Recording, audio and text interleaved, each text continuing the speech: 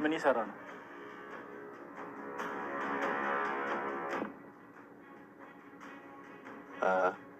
ምንም። ምን ነው? በድጋሚ ሳሚ አሁንም ብሌንን ከሞት ጠበቃት። እንዲሁም ደግሞ ዳግምም ድጋሚ ስህተት ሰራ። ዳግምንም ከስህተቱ አይማርም ማለት ነው። የሚያስበው ሁሉ በጣም ነው የሚያናድደው። ሳሚ ግን ብሌን የሳሚ መሆን አለባት። እውነት ለመናገር ብዙ ጊዜ ከብዙ ነገር ጠብቋታል። ዛሬ ራሱ ጆኒ ማለት ነው ማነው የአቶ በኃይሉ ቅጥረኛ ብሌንን ለማጥቃት ሊገባ በነበረበት ሰዓት እንግዲህ ሳሚም በጣም ልጁን ተጠራጥሮ ስለነበረ ትከሻውን ይዞ ነው ያስጣለው። ጆንም በጣም ነበር የደነገጠው። ጆንም ምን ያድርግ እናትና አባቱን የእነሱ ገዳይ ስለሆኑ እነሱ መጀመሪያ እሷን ገሎ እነሱን መበቀል ስለፈለገ ያው የውሸት ታሪክ ስለተነገረው የተነገረውን ስላመነ ብቻ ነው ሳሚ ድጋሚ ብሌንን አድኗታል። ሰላም ሰላም፣ ውድና የተከበራችሁ ውድ ቻናሌ ቤተሰቦች እንዴት ናችሁ? ደህና ናችሁ ወይ? እኔ ጋር እግዚአብሔር ይመስገን ሁሉም ሰላም ነው። እንዴት ናችሁልኝ? ከብዙ ጊዜ በኋላ ተገናኝተናል። ሰሞኑን ትንሽ አልተመቸኝም ነበር፣ ስራ በዝቶብኝ ቪዲዮ ለመስራት ማለት ነው። እንግዲህ አደራ ድራማ ከዚህ በፊት አቶ በኃይሉ ለጁን የውሸት ታሪክ ነግሮ ምክንያቱም ሳሚንና ወይም ደግሞ ወይዘሮ ሰላምን ብሌንን ማጥፋት ስላልቻለ ብቻ ጁንን ያው ጫካ ነው ወስዶ ያሳደገው። ምክንያቱም የዚህ ጊዜ እንደሚመጣ ስለሚያውቅ ማለት ነው። ልጅየውን ሽፍታ አድርጎ አሳድጎት አሁን ላይ ሰላምንና ዳግም አላልኩም ሳሚን ለመበቀል እሱን ልኮባቸዋል። ጆንም የተነገረውን አምኖ የእናትና የአባቱን ገዳይ ለመበቀል እነሱ ቤት በገባበት ሰዓት መጀመሪያ ብሌን የእነሱ ወዳጅ ስለሆነች እነሱ እሷን ጎርቶ እነሱን መበቀል ስለፈለገ ብቻ መጀመሪያ በቀሉን የጀመረው ከብሌን ነበረ። ባለፈው ክፍል ላይ ብሌን ጋር እየገባ ምክንያቱም የኔ ወፍ መታረጃ ሰዓት ደርሷል፣ ስለዚህ አሁን ነው ይሄንን አጋጣሚ ማግኘት አልችልም ብሎ ወደ ብሌን እየገባ በነበረበት ሰዓት ሳሚዬ ጀግና ማለት ነው ትከሻውን ይዞ ነው ያዳናት። ምክንያቱም ገብቶ ነበረ። ከገባ እንግዲህ ያው የሚያደርገው ነገር የምታውቁት ነው። የያዘው ነገር ራሱ በጣም ነው የሚያስፈራ። የያዙ ራሱ ብዙ ጊዜ ብሌንን ከሞት እያዳናትና ወይም ደግሞ እየጠበቃት ጥላዋ ነው። በጣም ነው የሚያፈቅራት ሳሚ። እውነት ለመናገር በጣም ነው የሚያሳዝነኝ። ዳግም ግን በጣም ተጃጃለ። እውነት ለመናገር በጣም ነው ያናደደኝ እሱ ማለት ነው። ምንም በቃ ለብሌን ምንም ነገር እያደረገላት አይደለም። ልክ እንደ ፍቅረኛ ልክ እንደ ብዙ ነገር ብቻ የሚጠብቃትም የሚከላከልላትም ሳሚ ነው። ብሌን የሳሚ ነው መሆን ያለባት፣ የኔ ሀሳብ ነው። ወደ ዳግም ስንሄድ ዳግም ብሌንን እያስታወሳትና ያው የሰራው ስራ እያስታወሰ ከዚህ በፊት ሰለቸህ አይደለም ወይ?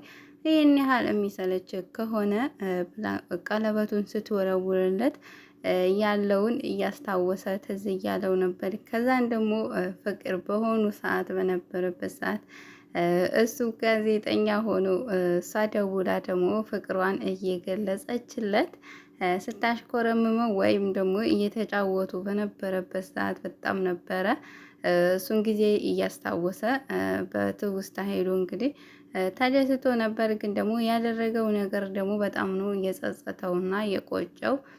ምክንያቱም ያው ብሌንን ብዙ ጊዜ ብዙ ነገር ጥፋት እየሰራ ይቅርታ አድርጋለት ነበረ። በአሁኑ ግን በጣም ነው የቆረጠችው። ወደ ሳሚ የምትሄድ ይመስላል ማለት ነው። እኔ ራሱ የሳሚ ብትሆን ደስታዬን አልችለውም ብሌን ማለት ነው። ምክንያቱም ዳግም ከምንም ነገር ሊጠብቃት አይችልም። ሳሚ ግን በጣም ነው የሚያፈቅራት፣ በጣም ነው የሚወዳት። ከሷ ምንም ነገር ምላሽ ሳይጠብቅ ነው ሁሌ ከብዙ ነገር እየጠበቃትም እያዳናትም ያለው ማለት ነው። ዳግም ግን ምንም ነገር በብዙ ነገር ራሱ እሷ ችግር ውስጥ ሆና እንኳ እየደወለችለት እሱ ደግሞ የራሱን ሀሳብና የራሱን ስሜት ብቻ ነው የሰውን የብሌን ምን ሆና ነው ለምንድን ነው እየደወለችው ብሎ ራሱ ማሰብ አይፈልግም። ያው የራሱ ቅናት ብቻ ነው ልክ ባለፈው ሰላም ብላለች። ምንድነው ዳግም አሮጊት ባልቴት ውስጡ አለች ወይ ምንድነው እንደዚህ የሚያነጋግረው ብላለች። እና ቅናት እንደዚህ ያደርጋሉ አላውቅም። የወንዶች ደግሞ በጣም በዳግም ደግሞ በጣም የሚያስጠላ ቀናተኛ ነው። እና ምንም በቃ ምንም ተቅናት ውጪ ምንም ነገር አይታየውም። ብሌን የሆነ ችግር ውስጥ ገብታለች፣ የሆነ ነገር ሆናለች ራሱ ብሎ ማሰብ አይፈልግም። ማሰብ የሚፈልገው ብሌን ከሳሚ ጋር ነች፣ ብሌን ከሳሚ ጋር እየተዝናናች ነች፣ ብሌን ከሳሚ ጋር እጇን ይዟት እያወራ ነው። ይሄን ብቻ ነው ዳግም የሚያስበው። ሳሚ ደግሞ ብሌንን ማን ነው ሊያጠቃት የሚፈልገው? ማን ነው እሷን የሚከታተላት? ማን ነው የሚጎዳት? እያለ እንግዲህ ኋላ ኋላዋ እየሄደ ግን ያው ከብዙ ነገር እየጠበቃት ነው። ለዛሬ ውዶች ይዤላችሁ የመጣሁትኝ አደራ ይሄን ይመስላል። በቀጣይ ደግሞ እስከምንገናኝ አቶ ኃይሉ ራሱ ነትን ጓደኛ ፀሐይን ወስዷታል። ያ ምን ይፈጠር ይሆን? ፀሐይ ትሞታለች ወይስ? ምክንያቱም አቶ ኃይሉ በሩን ዘግቶባት ነው እየሄደ። እኔ እንኳ ብሄድ ወደ አምላኬ ነው፣ አንተ እኮ በጣም ክፉ ነው፣ ወደ አምላክህ ራሱ አትሄድም ብለዋለች። እና የእሷስ መጨረሻ ምን ይሆን? በቀጣይ ክፍል አብረን የምንቆይ ይሆናል። ለዛሬ ይዤላችሁ የመጣሁት ይህን ይመስላል። በድጋሚ በሌላ ቪዲዮ እስከምንገናኝ ቸር ያገናኘን። ቻው ቻው።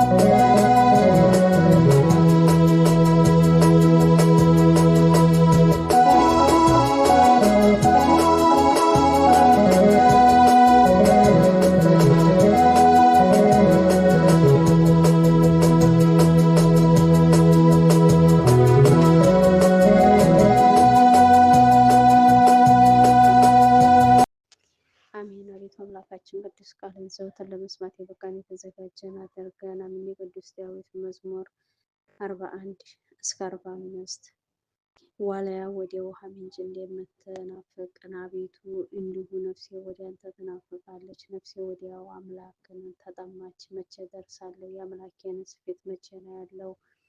ዘወትር አምላክ ወዴት ነው ሲሉኝ ልባን በቀንና በሌሊት ምግብ ሆነኝ። ይህን ሳስብ ነፍሴ በእኔ ውስጥ ፈሰሰችን። ወደ እግዚአብሔር ቤትን ወደ ምስጋናው መኖሪያ ስፍራ እገባለሁና በዓል የሚያደርጉ ሰዎች ይደሰታና ምስጋና ቃልን አሰሙ።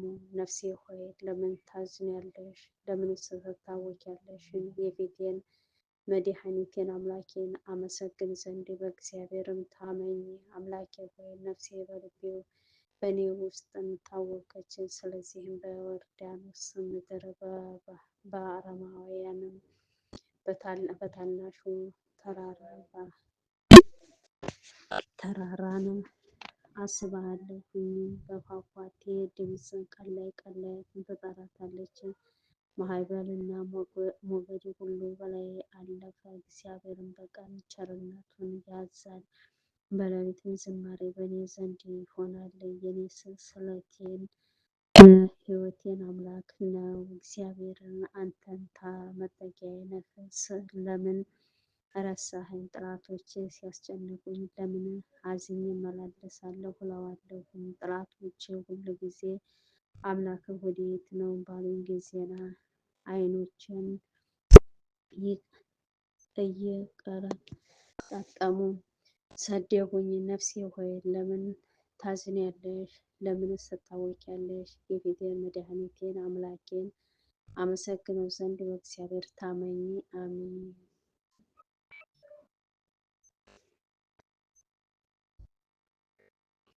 አሜን። መዝሙር 42 አቤቱ ፍረድልኝ፣ ከጽድቅ ከራቁ ሕዝብ ክርክርን ተከራከርን፣ ከሸንግላና ከግፈኛ ሰውን አድነኝ። አንተ አምላኬ ኃይሌን ለምን ተተወኛለህ? ጠላቶች ሲያስጨንቁኝ ለምን አዝኜ እመላለሳለሁ? ብርሃንና እውነትን ላክልኝ፣ እነርሱም ይምሩኝ። ወደ ቅዱስ ተራራና ወደ ማደሪያህም ይወስዱኛል።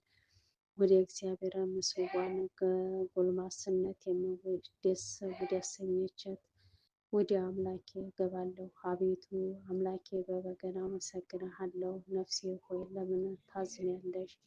ለምን ትታወኪያለሽ? የፊቴን መድኃኒት አምላኬን አመሰግነው ዘንድ በእግዚአብሔርም ታመኚ። አሜን። መዝሙር 43 አቤቱ በጆሮችን ሰማን። አባቶቻችን በዘመናቸው በቀደሙ ዘመን የሰራኸውን ስራ ነገሩን። እጅህ አሕዛብን አጠፋችን፣ እነርሱም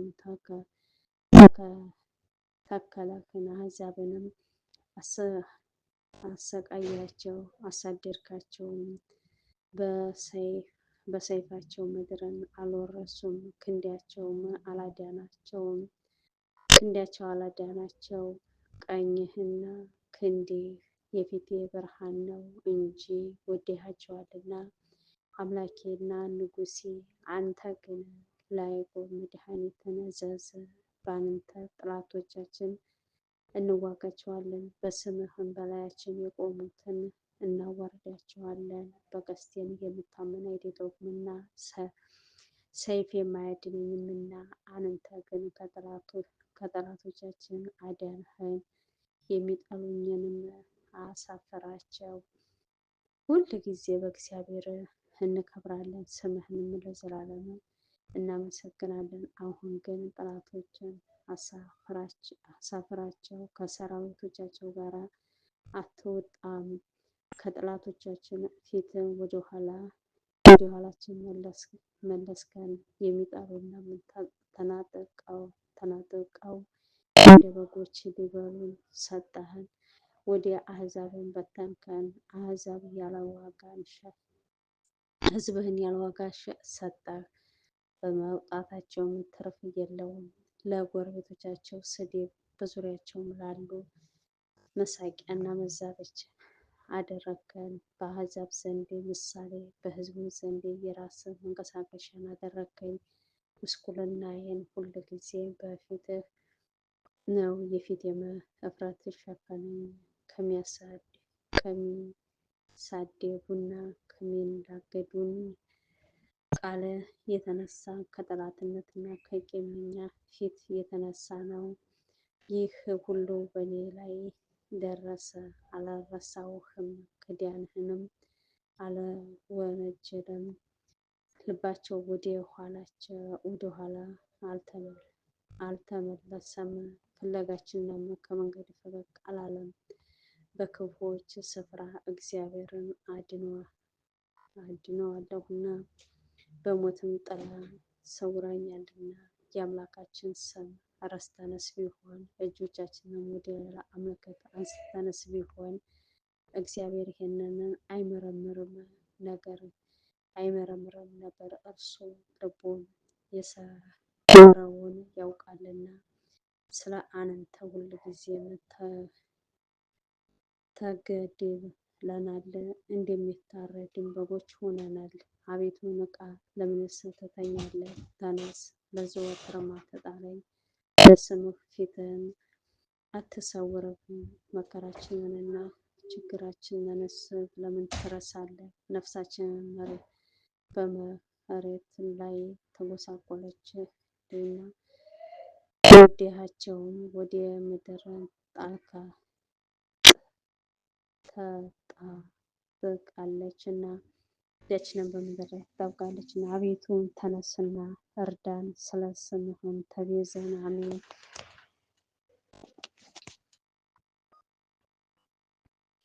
አሜን። መዝሙር 44 ልቤ መልካምን ነገርን አፈለገ፣ እኔ እስራኤል ለንጉሴ እናገራለሁ። አንደበቴ እንደ ፈጣን ጸሐፊ ብራና ነው። ውበቴ ከሰው ልጆች ይልቅ ያምራል። ሞገስም በከንፈሮች ፈሰሰ። ስለ እግዚአብሔር ለዘላለሙ ባርከን። ኃይላም ሆይ በገዦችና በውበትን ሰይፍን በወገብ ሰይፍን ሰይፍን ታጠቅ። ስለ ቅንነትና ስለ የዋህነት ስለ ጽድቅ ማቅናት ተከናወነ። ንገስም ቀኝህም በክብር ይምራኝ። ኃይላም ሆይ ፍላጾችህ የተሳሉ ናቸው፣ እነርሱም በንጉሥ ጠላቶች ልብ ውስጥ ይገባሉ፣ አሕዛብም በበታቸው ይወድቃሉ። አምላኬ ሆይ ዙፋንህ ለዘላለሙ ነው። የመንግሥትህ በትር የቅንነት በትር ነው። ጻድቅን ወደድህ ዓመፅንም ጠላህ። ስለዚህ ከባልንጀሮችህ ይልቅን አሕዛብ አምላክ ይደሰታል። ዘይት ቀባው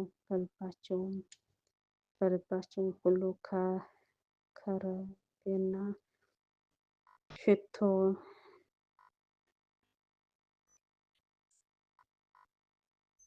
ከርቤና ሽቶን ዝባድም አሉ። ከዝሆን ጥርሶችን አዳራሽ ደስ ያሰኘዋል። የንጉሥ ሴት ልጆች ለክብሯ ናቸው። በወርቅ ልብስ ተጎናጽፋና ተሸፋፍና ንግሥቲቱ በቀኝ ትቆማለች። ልጄ ሆይ ስሚ፣ ጆሮሽን አዘንብዪ፣ ሕዝብሽን ወገንሽንም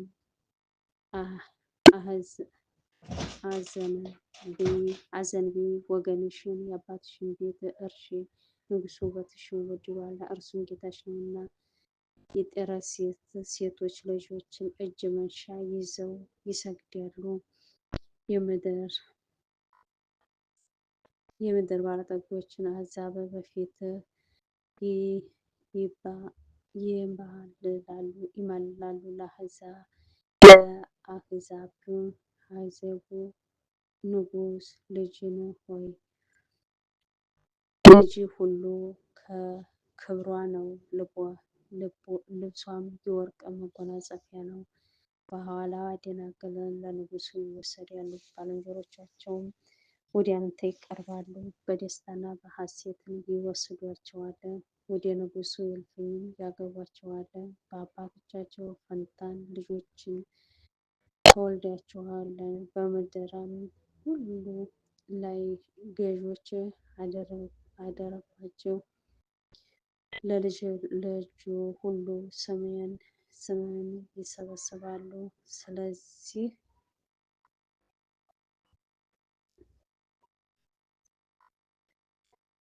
ያስባሉ። ስለዚህ ለዓለምና ለዘላለም አሕዛብ ይገዙሃል።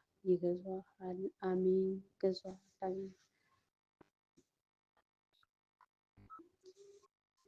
አሜን። መዝሙር 45 አምላካችን መጠጊያችንና ኃይላችን ባገኘን ታላቅ መከራ ረዳታችን። ስለዚህ ምድርን ብትናወጥ ተራሮችን ወደ ባህር ልብ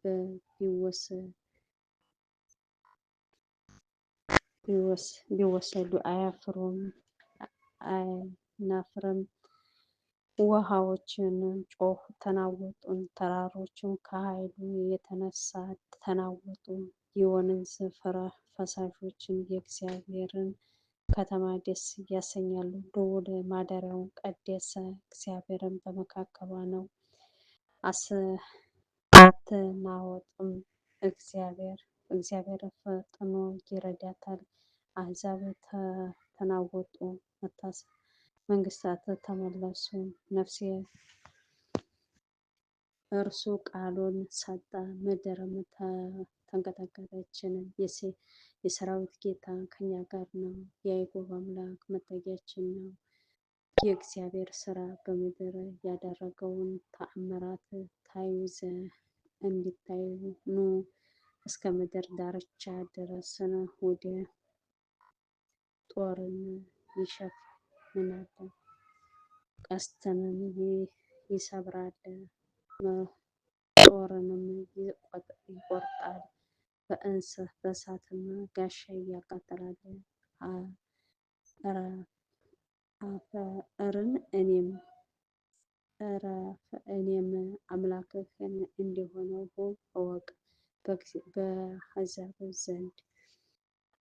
ዘንድ ከፍ ከፍ እላለሁ፣ በምድረ በዳም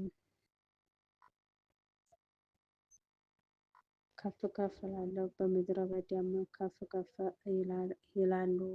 የሰራዊት ጌታ ከእኛ ጋር ነው፣ የያዕቆብ አምላክ መጠጊያችን ነው።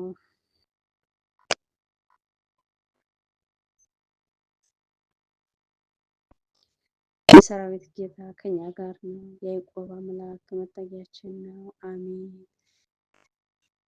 አሜን። አነሳስቶ ላስጀመረን አስጀምሮ ላስፈጸመን የአባቶቻችን አምላክ ለእግዚአብሔር ይክበር ይመስገን። አሜን።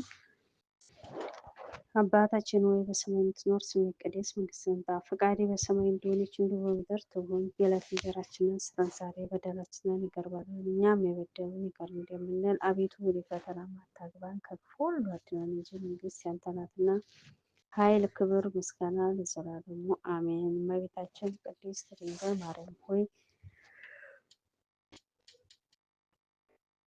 በመልአኩ በቅዱስ ገብርኤል ሰላምታ ሰላም እልሻለሁ። በሐሳብሽ ድንግል ነሽ፣ በሥጋሽ ድንግል ነሽ። የአሸናፊ እግዚአብሔር እናት ሆይ ሰላምታ ላንቺ ይገባሻል። ከሴቶች ሁሉ ተለይተሽ አንቺ የተባረክሽ ነሽ፣ የማኅፀንሽ ፍሬ የተባረከ ነው። ጸጋን የተሞላሽ ቅድስት ሆይ ደስ ይበልሽ፣ ልዑል እግዚአብሔር ከአንቺ ጋር ነውና ተወደደው ልጅሽ ከጌታችን ከመድኃኒታችን ከኢየሱስ ክርስቶስ ዘንድ ይቅርታውን ምሕረቱን ለምኝልን ኃጢአታችንን ያስተሰርይ ዘንድ ለዘላለሙ አሜን አሜን።